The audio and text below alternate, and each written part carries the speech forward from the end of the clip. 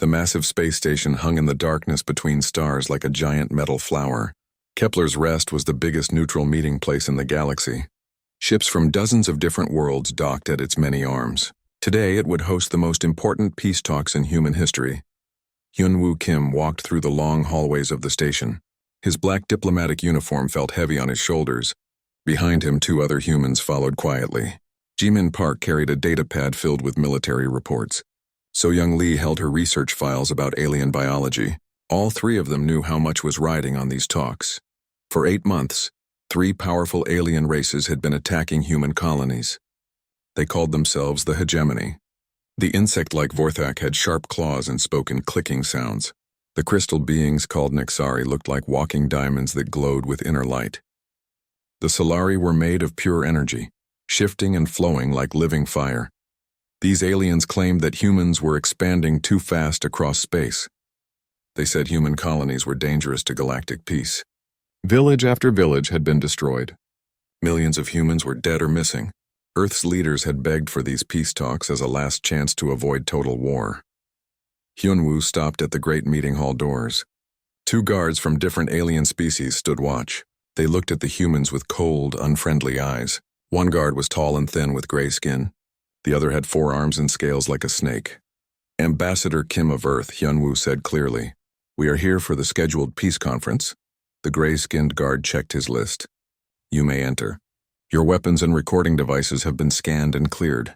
The doors opened with a soft hiss. Inside, the meeting hall was huge. A round table sat in the center under bright white lights. Representatives from the 3 hegemony races were already seated. Their alien forms looked strange and threatening under the harsh lighting. Hive speaker Zitkara of the Vorthak Empire dominated one side of the table. Her insect body was the size of a large human, covered in black armor-like shell. Her compound eyes reflected the light like dark mirrors. When she moved, her forearms clicked against each other with metallic sounds. Across from her sat Prime Node Velthara of the Nixari Collective. The crystal being's body was made of what looked like blue diamond. Light moved through its form in patterns that hurt human eyes to follow. When it spoke, the sound came from vibrations in the crystals, creating an eerie musical tone. The 3rd alien representative floated above its chair rather than sitting. Flux Director Morion of the Solari Union was a ball of golden energy that constantly changed shape. Sometimes it looked almost human. Other times it was just swirling light and heat. The air around it shimmered like a desert mirage. Ambassador Kim, Zakara's translator device, made her clicking speech into words. "You arrived precisely on schedule. How very human of you." Hyun-Woo sat down carefully. Jimin and So-Young took seats on either side of him. "Thank you for agreeing to these talks," he said. "Earth hopes we can find a peaceful solution to our current conflicts." Belthara's crystal body pulsed with different colors. "Conflicts," it sang in its musical voice. "An interesting word choice. We prefer to call them corrections." Corrections? So-Young leaned forward. As a scientist who studied alien life, she was curious despite the tension. "What do you mean by that?" Morion's energy form shifted into something like a face. "Your species has been making errors, Dr. Lee, expanding into space too quickly, taking resources that belong to older, wiser civilizations. We are simply correcting these mistakes." Hyun-Woo kept his voice calm and diplomatic. "Earth's expansion has followed all established galactic laws. We have taken no claim territories. Our colonies are on empty worlds that no other species wanted. Empty according to your limited understanding," Zakara clicked. "But space is not infinite. Resources are not unlimited. Your rapid growth threatens the balance that has kept peace in this galaxy for thousands of years."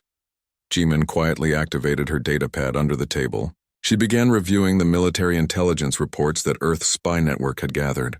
Something about this meeting felt wrong to her. The alien body language, what little she could read, seemed off. What would it take to restore this balance? Hyun-Woo asked. "Earth is willing to discuss reasonable limitations on our expansion. We could establish buffer zones around existing alien territories. We could share resources and technology." The 3 aliens exchanged looks, or what passed for looks among their species. Zakara's compound eyes glittered. Belthara's crystal body flashed bright blue. Morion's energy form pulsed with red light. "Generous offers," Belthara sang. "Perhaps too generous. One wonders what Earth hopes to gain from such cooperation." Peace, Hyunwoo said simply. An end to the attacks on our colonies. A chance for humans and aliens to coexist in this galaxy. Coexist, Morian repeated, the word sounding strange in its energy voice. An ambitious goal. But tell us, Ambassador, what makes you think coexistence is possible? So Young watched the aliens carefully. As a xenobiologist, she had studied their species for years. Something about their behavior patterns was not matching her research. They seemed to be performing rather than negotiating. Our species have different strengths, Hyunwoo continued. Humans are good at adapting to new environments. The Vorthak are master engineers. The Nexari have incredible computational abilities. The Solari understand energy in ways we can barely imagine. Together, we could accomplish amazing things. Zitkara's mandibles moved in what the translator called laughter. Accomplish amazing things, she repeated. Yes, we have studied human history, Ambassador. You are quite accomplished at many things. The way she said it sent a chill down Jimin's spine. She looked more closely at her datapad. The military reports showed something disturbing. While these peace talks had been arranged, alien fleet movements had not decreased. In fact, more hegemony ships were gathering near human space than ever before.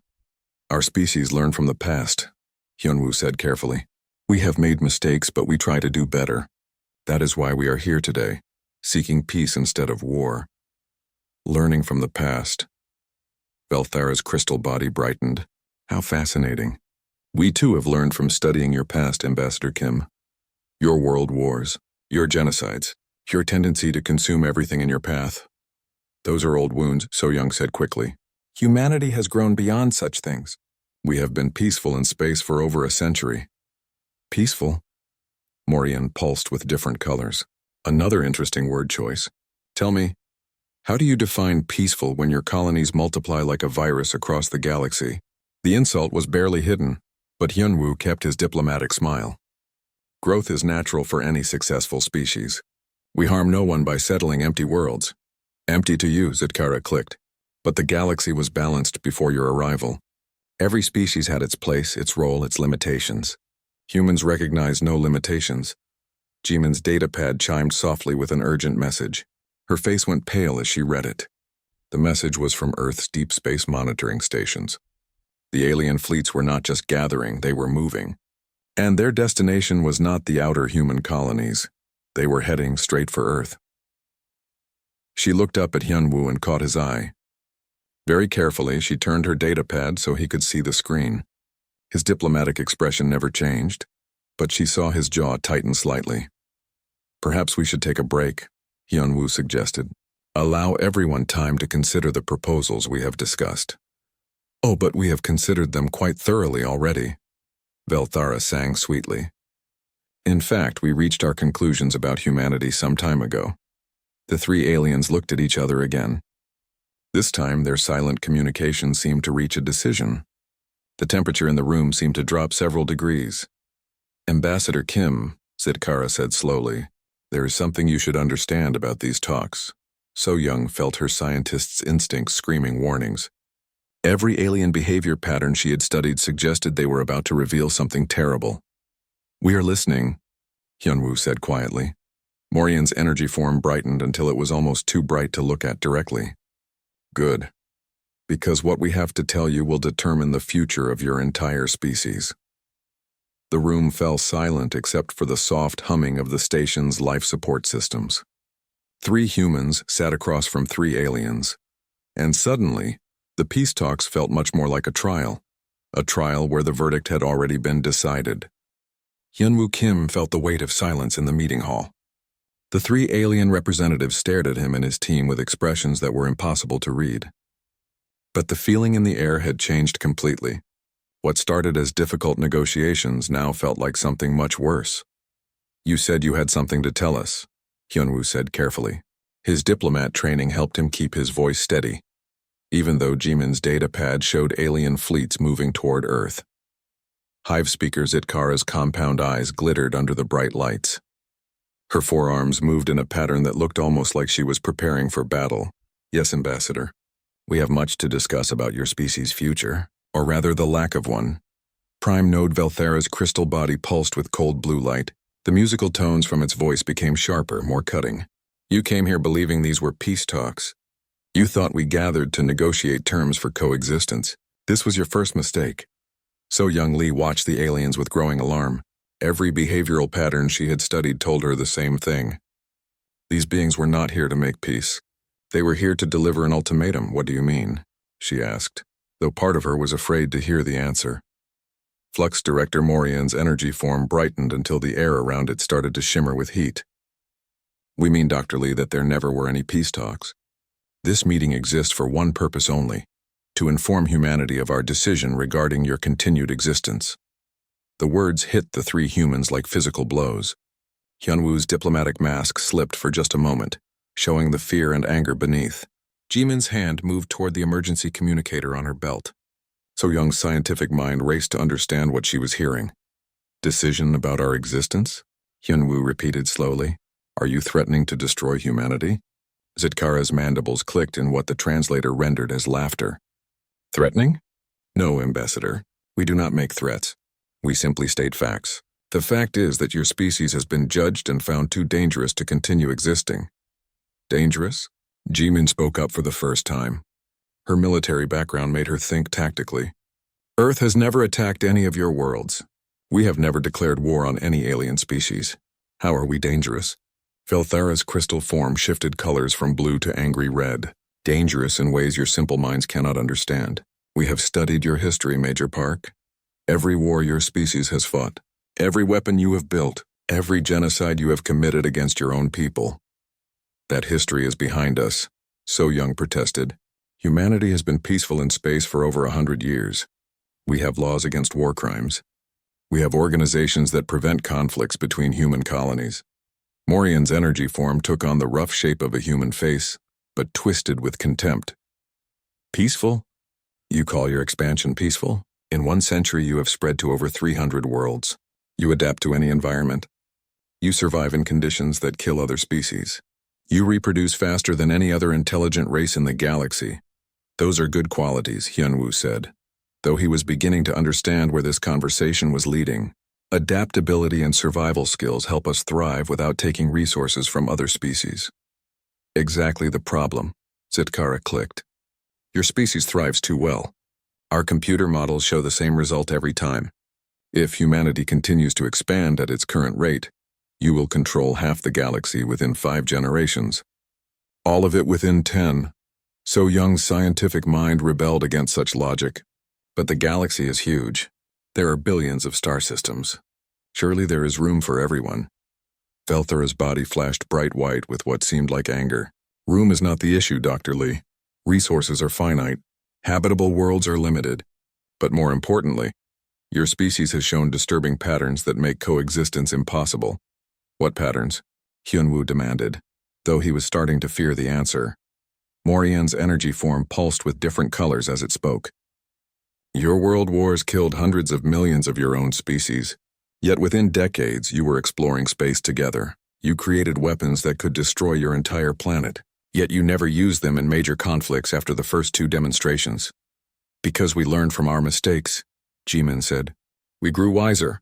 No, Zitkara's voice turned cold. Because you learned discipline. You learned to control your violent impulses and direct them outward. Every human generation becomes more efficient at war, not less violent. The accusation hung in the air like poison. Hyunwoo felt his diplomatic composure cracking.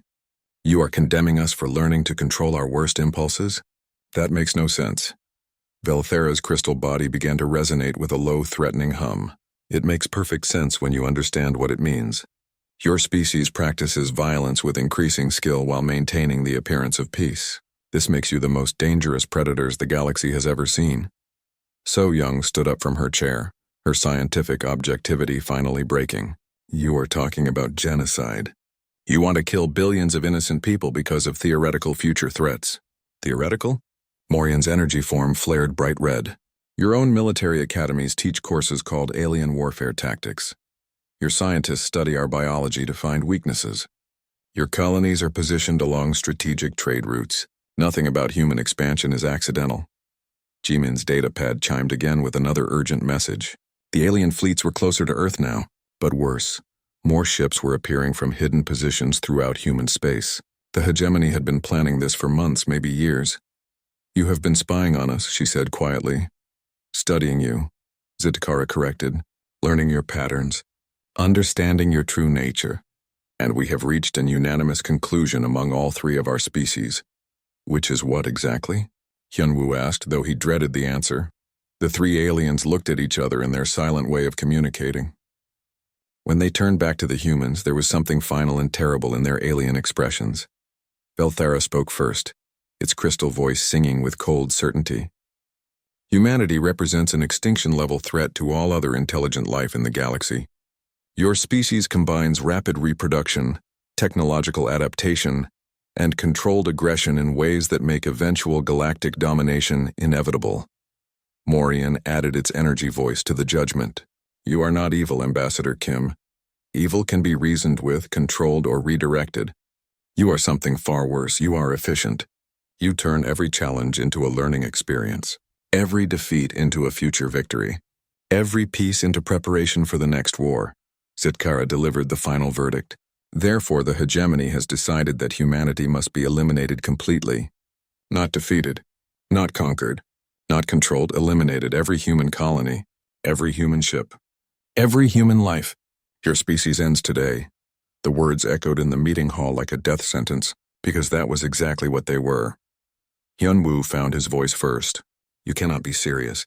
You are talking about murdering billions of innocent people. Children, families, scientists and artists and teachers who have never hurt anyone. Innocent? Velthara's crystal body pulsed with harsh light. Your children learn mathematics by calculating orbital mechanics. Your families spread across multiple star systems to ensure survival. Your scientists study everything they encounter, including us. Your artists create stories about humans conquering the galaxy. Even your innocence serves expansion. So Young felt tears in her eyes. Please, there must be another way. Restrictions on our expansion. Monitoring systems. Anything but genocide. Morian's energy form dimmed with what might have been sadness. We considered every alternative, Dr. Lee. Quarantine zones fail because humans adapt to any restrictions. Monitoring fails because humans learn to avoid detection. Treaties fail because humans always find loopholes. You speak as if we are some kind of plague, Jimin said angrily. You are, Zitkara clicked. The most dangerous plague the galaxy has ever seen. A plague that thinks, learns, and spreads with purpose. The only cure is complete elimination. Hyunwoo stood up slowly, his diplomatic training finally abandoning him. Then these talks really are over. They were over before they began, Velthara sang. We called you here only to inform you of our decision. It seemed courteous to tell you why your species must die. How generous of you, Jimin said with bitter sarcasm as she activated her emergency communicator. Morian noticed the movement. Communications will not help you, Major. Our fleets are already in position around every human world. The final phase begins within hours. The three humans looked at each other with growing desperation. Their species was about to face extinction, and they were trapped on a neutral station with the beings who had planned it all. You have made a terrible mistake, Hyunwoo said quietly. Have we? Zitkara's compound eyes glittered. Please, Ambassador, enlighten us. What mistake have we made in our careful analysis of human nature? Hyunwoo Kim looked at the three alien representatives who had just condemned his entire species to death. When he spoke, his diplomatic mask was completely gone. In its place was something harder and more dangerous. You assumed we would not see this coming. The aliens paused. That response was not what they had expected. And in that moment of the first hegemony fleet reached the human colony world of New Sol exactly 18 hours after the failed peace talks. 15,000 alien warships dropped out of faster-than-light travel expecting to find a helpless farming colony, protected by a few patrol boats. Instead, they found Captain Jae-won Seo waiting for them. The bridge of the human vessel Indomitable was quiet as the massive alien fleet appeared on the sensors.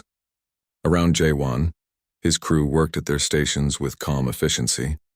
They had trained for this moment for years, though most of the galaxy believed their ship was just a colony transport. Captain, reported the sensor officer, Vorthak battle fleet is taking attack formation. 15,000 ships confirmed. They are broadcasting surrender demands on all frequencies. Any response from the colony? Asked Jae-won. Governor Park sends her compliments and asks if you need any assistance with the extermination, sir.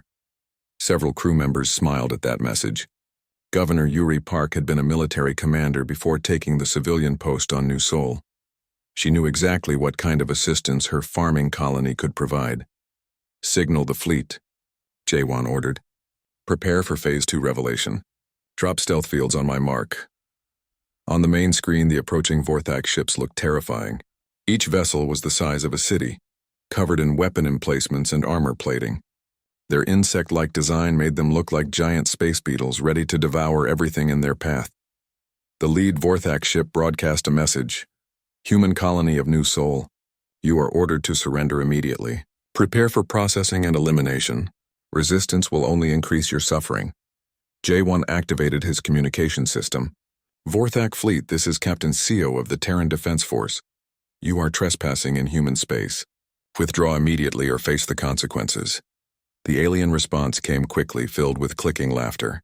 "Captain Seo, our sensors show one human vessel against 15,000 hegemony warships.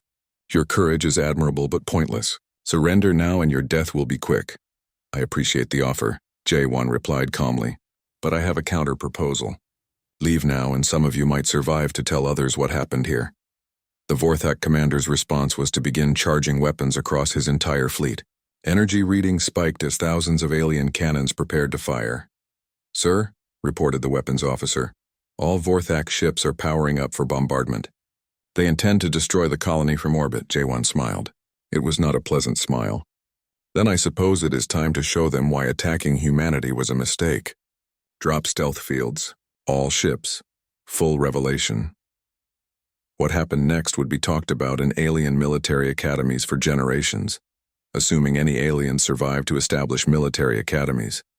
The single human vessel, Indomitable, suddenly registered as something impossible on Vorthak sensors. Its mass readings jumped from that of a large transport to that of a mobile space station. Weapons systems came online that should not have existed anywhere in the galaxy, but that was only the beginning. All around the Vorthak fleet, space itself seemed to twist and bend. Hundreds of human ships materialized from complete invisibility. Not small patrol boats or colony defenders, massive dreadnoughts that dwarfed even the largest Vorthak battleships. "Impossible," whispered the Vorthak fleet commander. "Our sensors showed only empty space." "Your sensors," Jaewon's voice came over the communication channel, "were designed by species that do not understand human technology. We have been hiding in plain sight for over a century.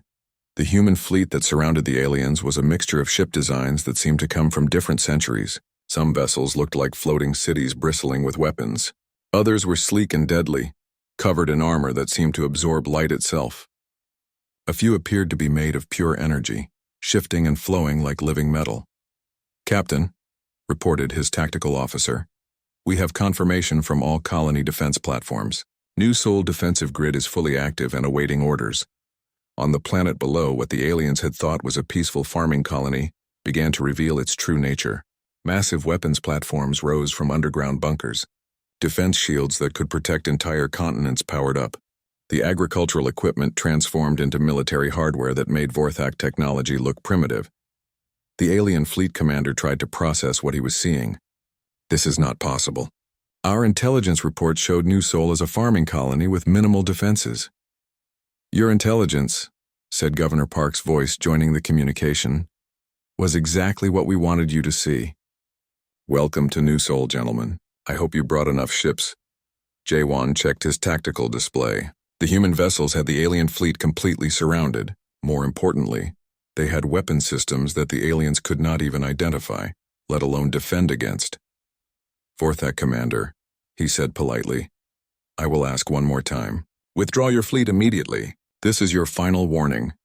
The alien response was predictable. 15,000 Vorthak ships opened fire simultaneously, filling space with enough energy to destroy a small moon. The attack hit the human shields and simply disappeared. Not deflected, not absorbed, just gone as if it had never existed. "Interesting weapons," Jaewon commented. "Our turn." The human counterattack began with weapons that violated every known law of physics. Quantum torpedoes phased through Vorthak shields and armor to explode inside enemy ships. Reality anchor mines created spatial distortions that trapped entire squadrons in artificial dimensions. Energy beams that moved faster than light struck targets before the weapons that fired them had even finished charging. Within minutes, the Vorthak fleet began to break apart. Not from overwhelming firepower, but from weapons so advanced they seemed like magic to alien observers. "Sir," reported the communications officer, "we are receiving surrender requests from multiple Vorthak vessels." "Denied," J1 said coldly. "They came here to commit genocide. There will be no prisoners today." Commander Yujin Kang led the human boarding parties that began systematically capturing alien vessels. Her powered armor adapted to any environment, and her weapons cut through Vorthak technology like it was made of paper. "These aliens," she reported as her team secured another enemy ship, "their technology is actually quite primitive compared to what we have been developing. It is almost disappointing." The battle continued for 3 more hours, though it stopped being a battle after the first 30 minutes. What followed was a systematic demonstration of human military superiority that the surviving aliens would never forget. When it was over, the space around New Sol was filled with the wreckage of what had been the most powerful Vorthak battle fleet ever assembled. A few dozen alien ships survived, but only because the humans allowed them to escape. "Let them go," Jae-won ordered when his officers requested permission to destroy the fleeing vessels. "Someone needs to carry the message back to their leaders." "What message, sir?" asked the tactical officer. "That humanity is no longer pretending to be weak." As the surviving Vorthak ships limped away, the human fleet began to spread out across the sector. More alien fleets were approaching other human colonies, and they would all receive the same reception. On the bridge of the Indomitable, Jae-won received reports from other human worlds. The Nexari had attacked the colony at New Busan with 12,000 crystal ships. They had been destroyed by weapons that turned their own technology against them. The Solari had tried to assault New Daegu with energy beings that could phase through normal matter. They discovered that humans had developed weapons specifically designed to kill energy-based life forms. "Captain," reported his communications officer, "Admiral Yoon sends his compliments. Phase 2 has been successful across all human territories. Enemy losses are estimated at over 60,000 ships. Human casualties are minimal." "And Phase 3? asked Jae-won. "Beginning immediately, sir. All human fleets are now advancing on hegemony home systems." Jae-won nodded as he watched the last alien ships disappear into faster-than-light travel.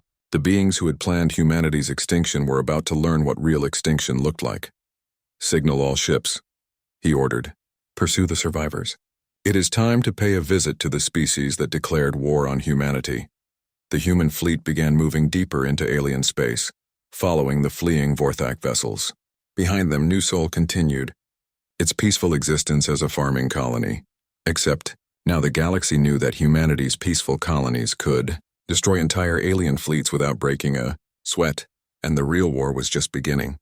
6 months after the failed peace talks, Admiral Tae-ho Yoon stood on the bridge of humanity's new flagship, the Terra Invicta. Through the massive viewing windows he could see what had once been the heart of the Vorthak Empire. Now it was the newest territory in the rapidly expanding Terran hegemony. Behind him, a fleet of 500,000 human vessels spread across the star system. The largest military force in galactic history had revealed itself to the universe, and the results had been exactly what humanity's war planners had predicted. "Admiral," reported Commander Sojin Han, "the last Vorthak resistance stronghold has fallen. General Choi reports complete control of all major population centers." "Casualties?" asked Tae-ho, though he already knew the answer would be minimal. 17 humans wounded, no deaths. Vorthak military losses are estimated at 4 million soldiers. The numbers told the story of the past 6 months. Humanity had not just won the war that the aliens started. They had won it so decisively that resistance had become pointless across most of the galaxy. Dr. Ha Young. Young entered the bridge carrying a datapad filled with reports from Earth's research divisions. As the new Secretary of Technological Development, she oversaw the integration of alien technology into human systems. "The Nexari crystalline computers are proving quite useful," she reported. "We have improved our quantum communication systems by approximately 300%. The Solari energy manipulation techniques are being incorporated into our power generation systems." "And the Vorthak bioengineering?" asked Tae-ho. "Primitive compared to our medical technology," Ha Young replied.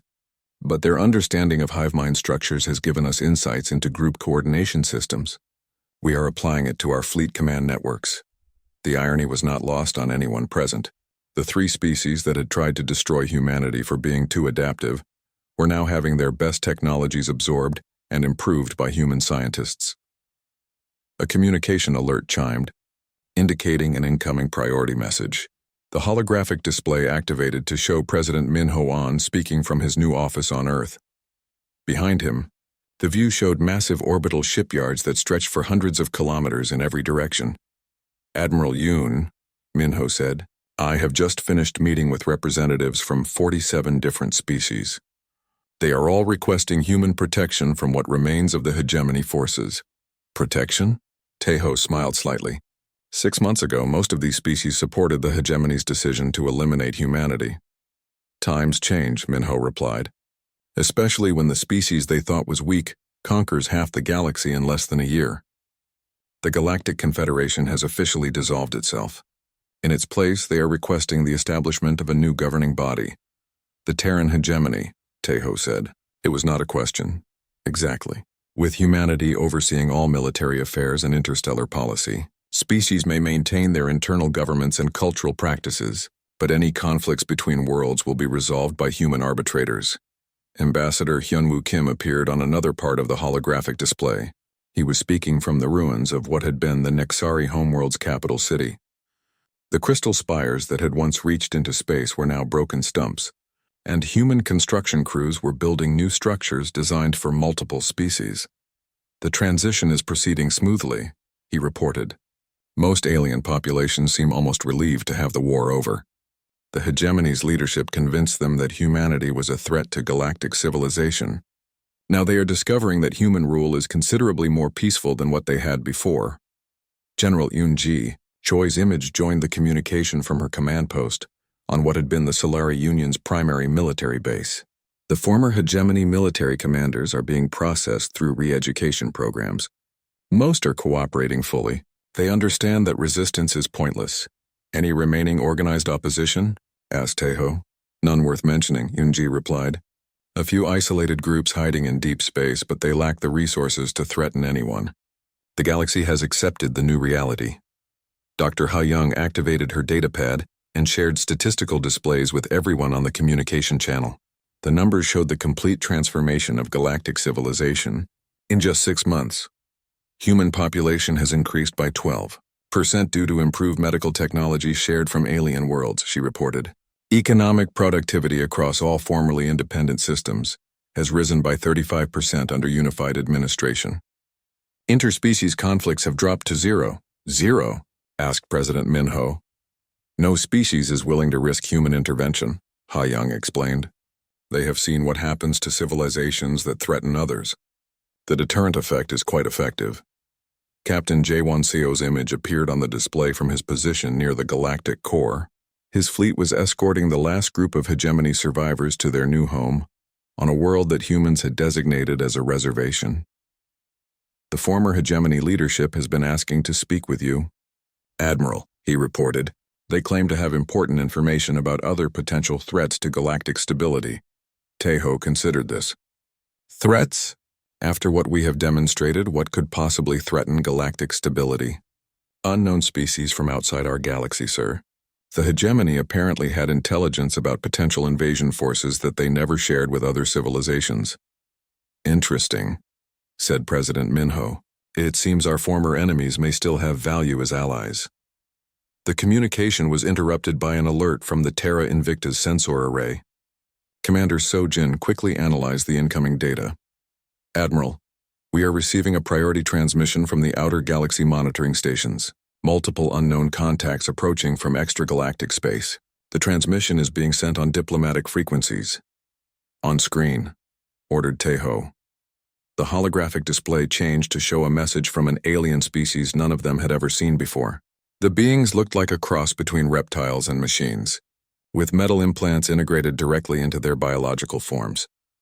Greetings to the dominant species of this galaxy, the message began in heavily accented but understandable language. We are the Kythera Collective. We have been observing your recent changes in leadership.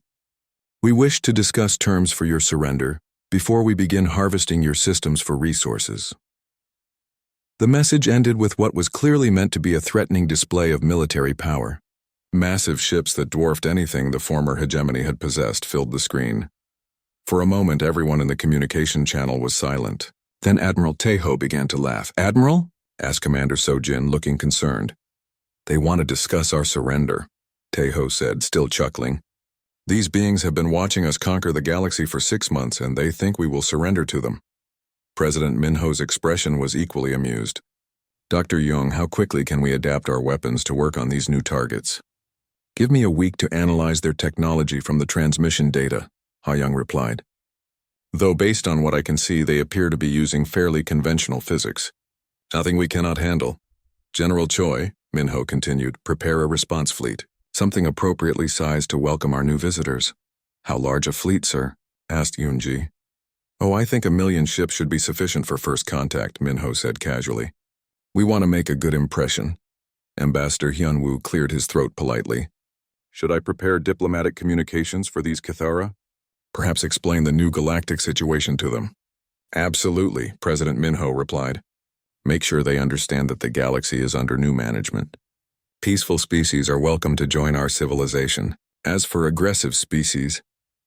He gestured toward the ruins of the former hegemony worlds visible through the Terra Invicta's windows.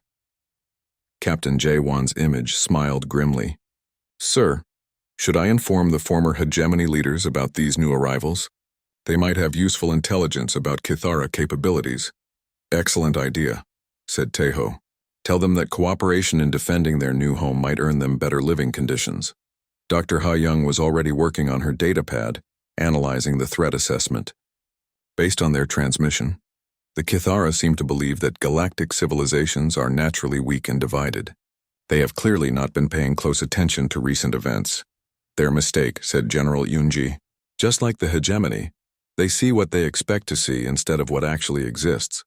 As the communication continued, reports began arriving from across human space. The galaxy's new citizens were reacting to news of the potential invasion with surprising calm. After watching humanity defeat the combined might of the 3 most powerful species in the galaxy, most aliens seemed confident that these new threats could be handled. "Admiral," reported Commander Sojin, "we are receiving messages from every major world in our territory. They are all offering resources and support for the defense against the Kithara invasion." "Defense?" asked Taeho with raised eyebrows. "Poor choice of words, sir." "They are offering support for the conquest of the Kithara invasion force." President Minho leaned back in his chair with satisfaction. 6 months ago, the galaxy tried to destroy humanity because they feared we were too dangerous. Now they are